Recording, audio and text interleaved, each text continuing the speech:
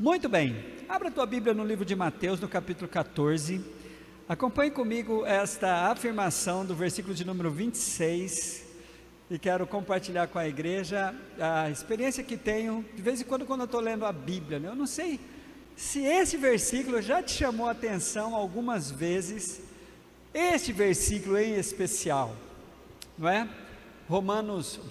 Mateus 14, versículo 26, que diz assim: e os discípulos, vendo-o andando sobre o mar, assustaram-se, dizendo: é um fantasma, e gritaram com medo.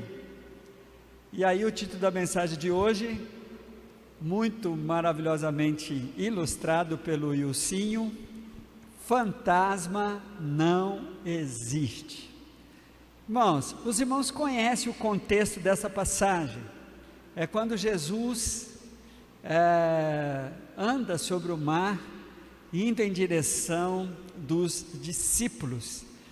E este é um contexto que muito interessante, porque a realidade escrita no versículo de número 24, cria-se uma situação em que vai revelar algumas coisas que tem dentro de nós. Olhe para o versículo de número 24, a Bíblia diz assim: e o barco estava já no meio do mar, açoitado pelas ondas, porque o vento era contrário. Essa expressão, vento é o contrário, nos faz lembrar momentos difíceis que estamos vivendo em nossas vidas, e a vida sempre nos separa alguns momentos difíceis, né? Na verdade, se a gente fosse olhar assim de uma maneira mais poética para essa realidade desta passagem bíblica, a gente poderia dizer que nós estamos navegando no mar da vida, e no mar da vida nós somos muitas vezes desafiados a enfrentar os ventos contrários. E os ventos contrários vai nos pensar então em momentos difíceis, e os momentos difíceis, queridos, revelam-nos, a gente se conhece muito nos momentos difíceis.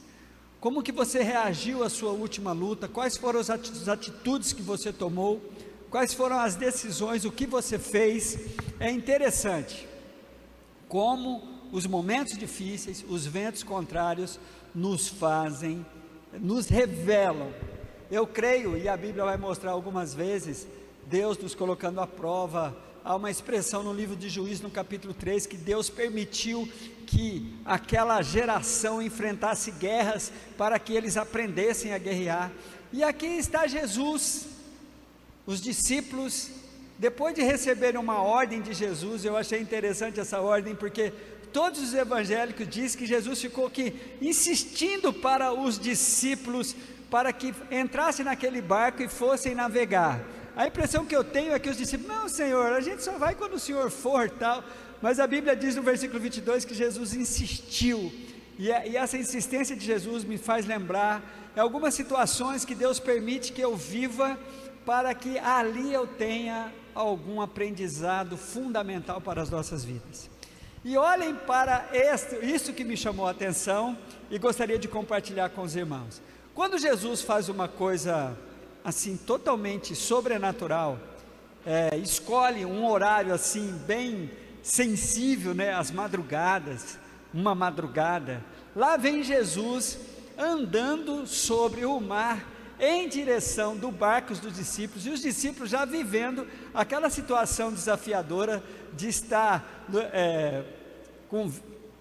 vivenciando aquilo de ventos contrários.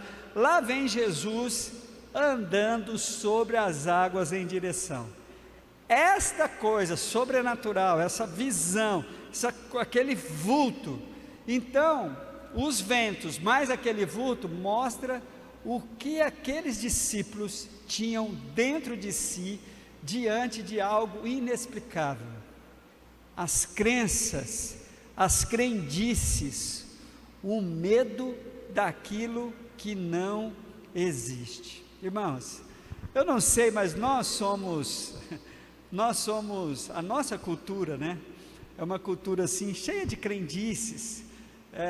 Nós temos, pelo menos, os mais populares, esse negócio de você ter, pessoas terem medo de gato preto, pessoas terem medo de passar debaixo de uma escada, não é? Pessoas confiarem assim, falar assim, eu pelo menos quando era criança, falava assim, quem matar um urubu, eu não sei porque alguém mataria um urubu, né? Mas quem matar um urubu tem 7 anos de azar, né? Quebrar um espelho e tal, todas essas coisas. Agora, tinha um costume na minha família, eu já até compartilhei aqui com a igreja, uma crendice, que era o chinelo virado. Alguém teve essa crendice aqui em casa, do chinelo virado? Gente, o chinelo virado na minha casa é que se um chinelo tivesse virado, a gente estava agorando a mãe da gente, tinha um negócio assim. E aí, todo mundo, desvira chinelo. Irmãos, vocês acreditam, por favor, acho que eu nem vou falar aqui porque tem a internet, mas eu vou arriscar, de repente. Irmãos, mas de vez em quando eu dou uma desviradinha no chinelo. O chinelo está virado, eu disfarçadamente dou um toque assim, sem ninguém ver, mas sabe aquela coisa, né? Mas são crendices. Mas irmãos, o problema, essas crendices populares, esses folclores, eles não vão fazer mal nenhum por causa da gente, mas o problema é quando isso nos domina, nós somos tomados de um medo, a ponto de ficarmos aterrorizados, e isso ser um limitador das nossas vidas. Os medos do que não existe, medo daquilo que não está te ameaçando.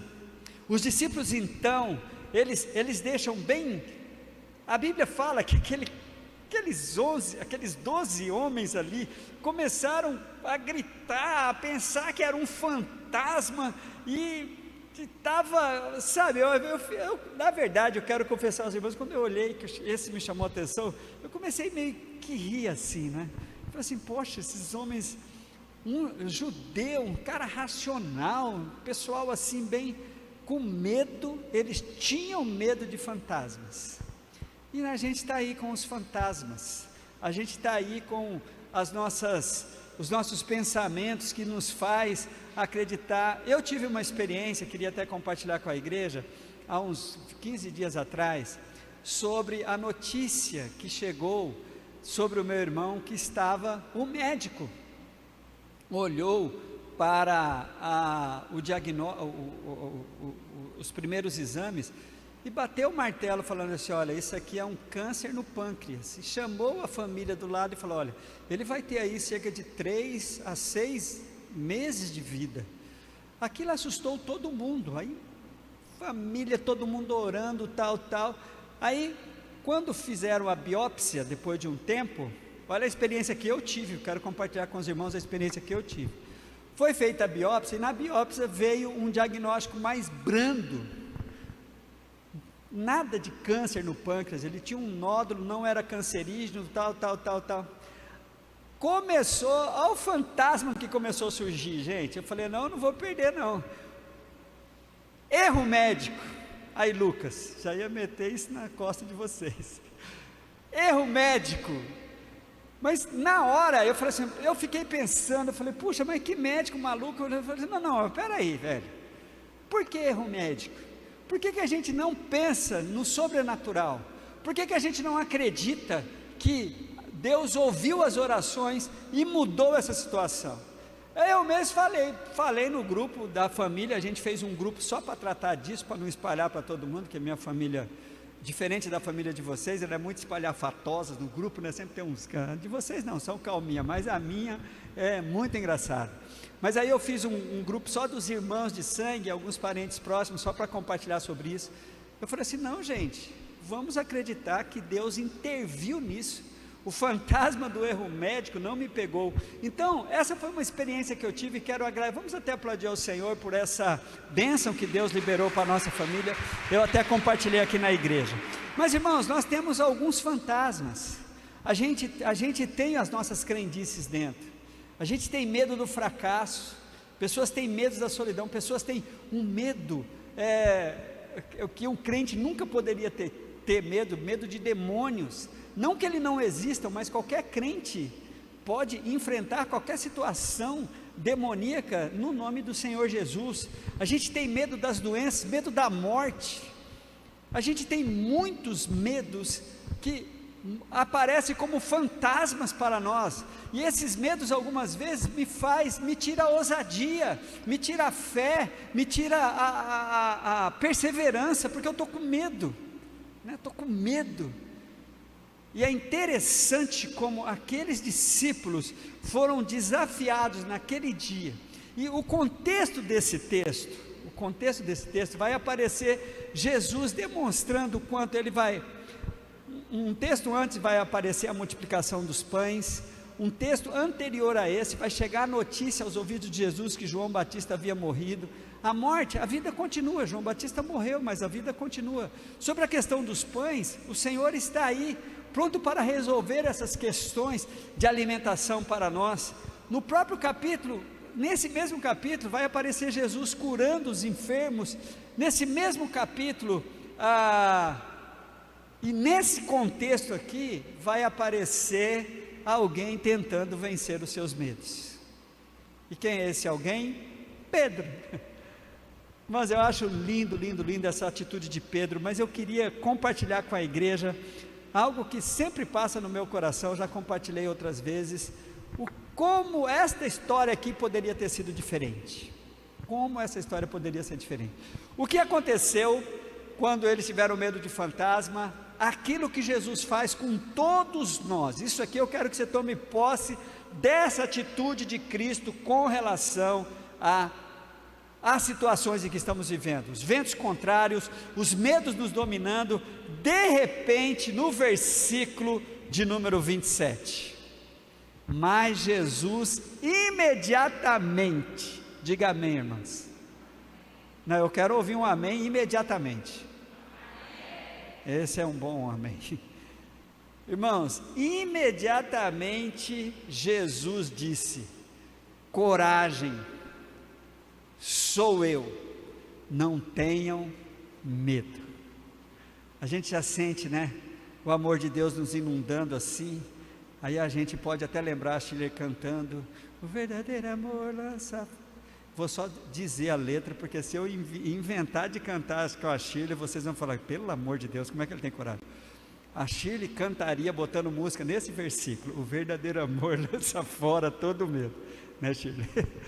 Irmãos, Jesus ali, imediatamente, indo em direção dos discípulos, cheios de medo, e o pior, medo daquilo que não existia, medo do fantasma, medo de Jesus, medo daquilo, do sobrenatural. Jesus fala, olha, imediatamente disse: coragem, sou eu. Cara, ouvir assim, é Jesus, a gente se enche de coragem.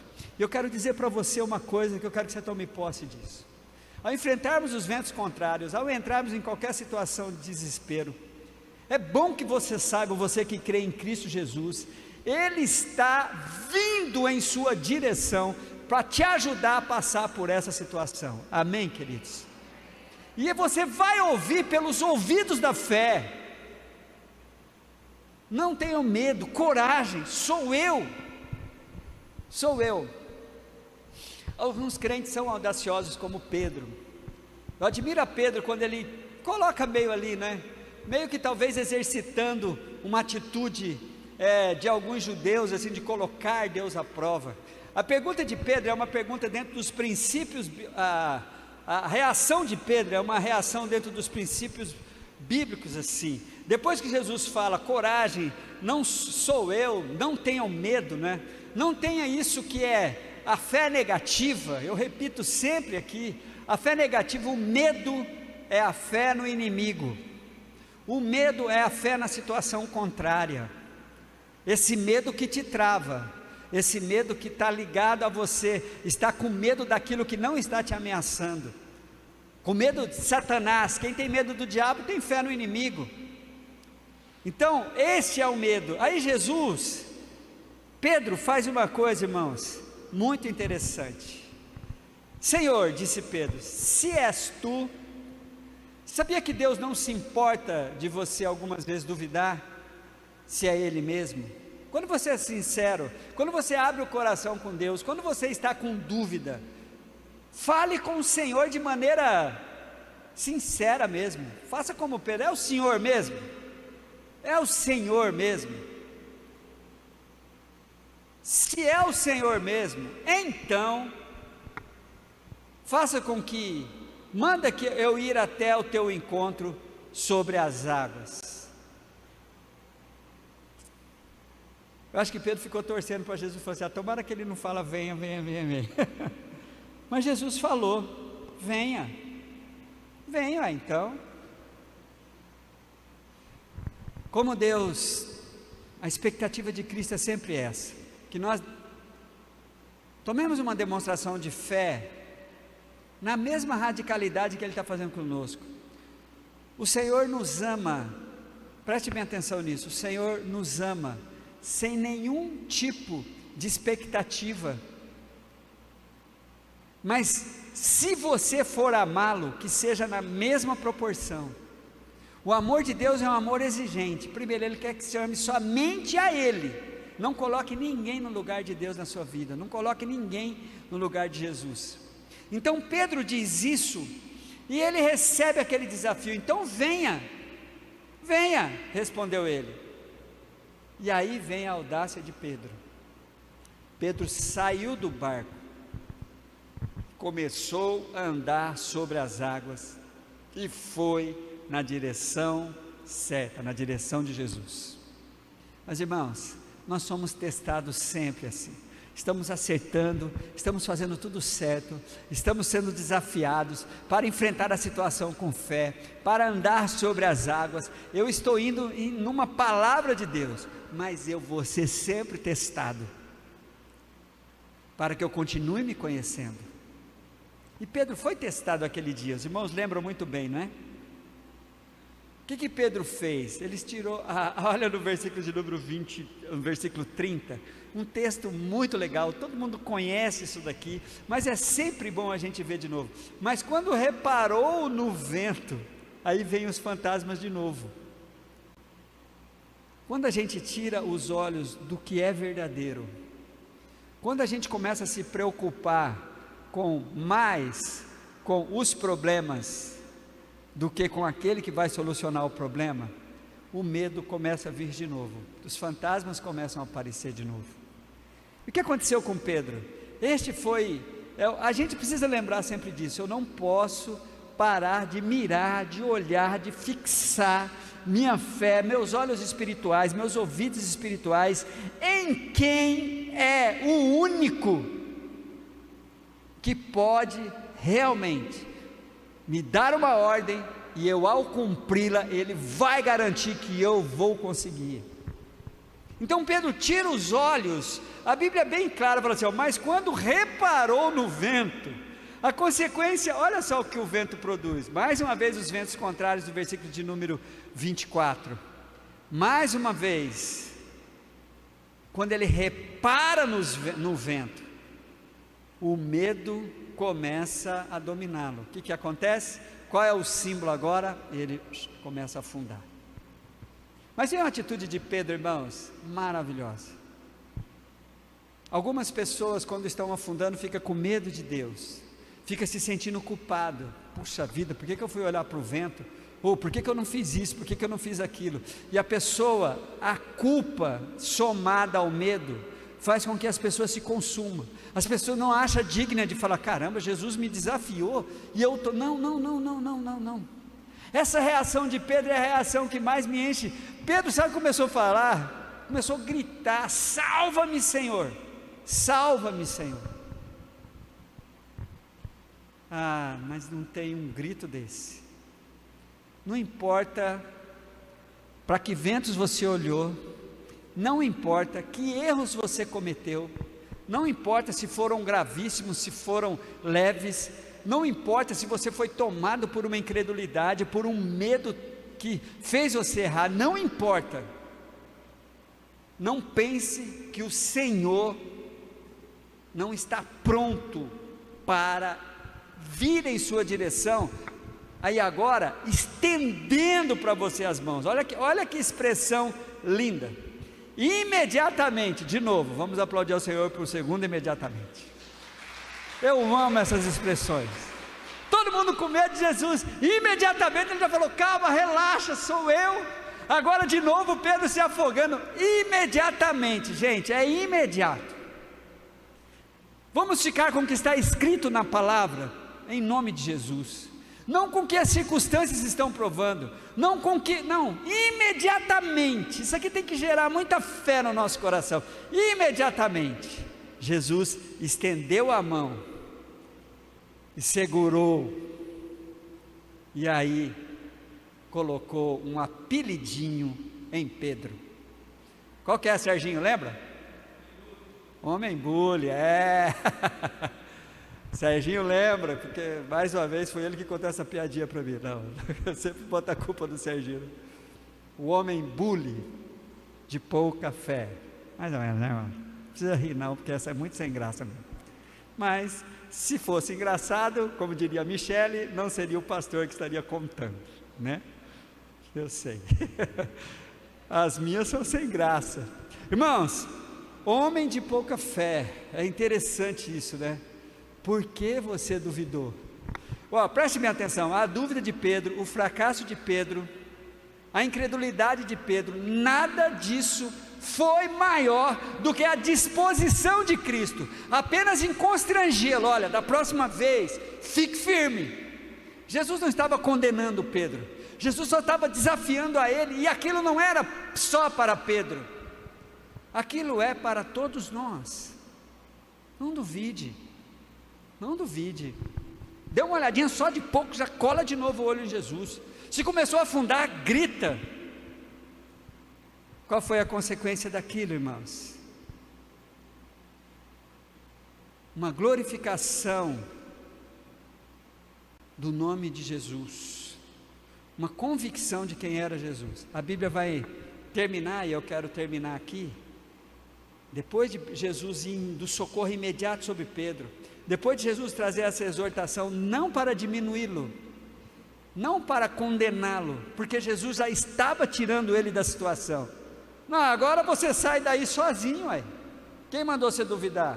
Não, Jesus não só chama a atenção de Pedro, mas estende a mão para ele, vai te ajudar. Olha, imediatamente Jesus vai vir ao nosso socorro, apesar de olharmos para o vento, apesar de sermos dominados de novo pelos fantasmas, apesar de sermos dominados de novo pelo medo, mas, que é uma coisa que todo mundo faz naturalmente, né? Naturalmente, mas naturalmente a gente tem um ai meu Deus no nosso linguajar, né?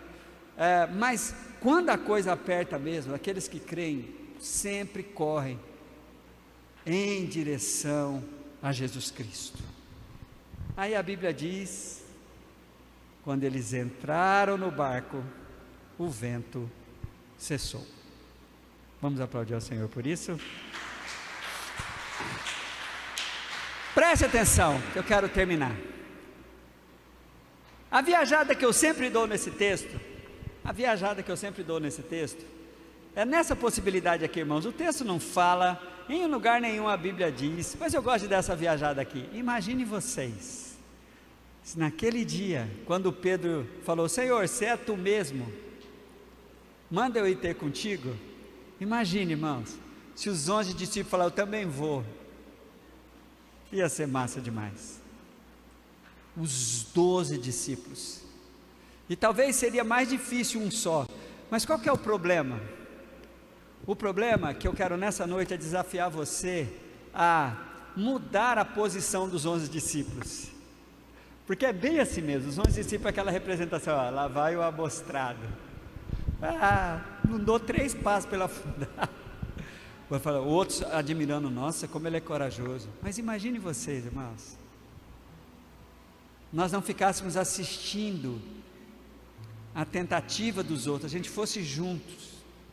Tem momento que dá uma vontade de dar uma, puxa, mas vamos juntos, vamos ser desafiados. Você já deu? Quero estimular você a dar essa viajada comigo, só de pensar. Todos aqueles discípulos tinham saído da vidinha deles de barco, Jesus volta para a nossa vidinha de barco sempre, né? Mas quando todos estivermos prontos, todos nós, vamos poder cantar tranquilamente. Nem estou sugerindo, tá, André? Pode mandar essa, mas nós poderíamos cantar tranquilamente, mas não é essa não. A gente cantar não só cantando, mas a igreja toda, todos nós aqui, se o mar não se abrir, eu vou andar sobre as águas.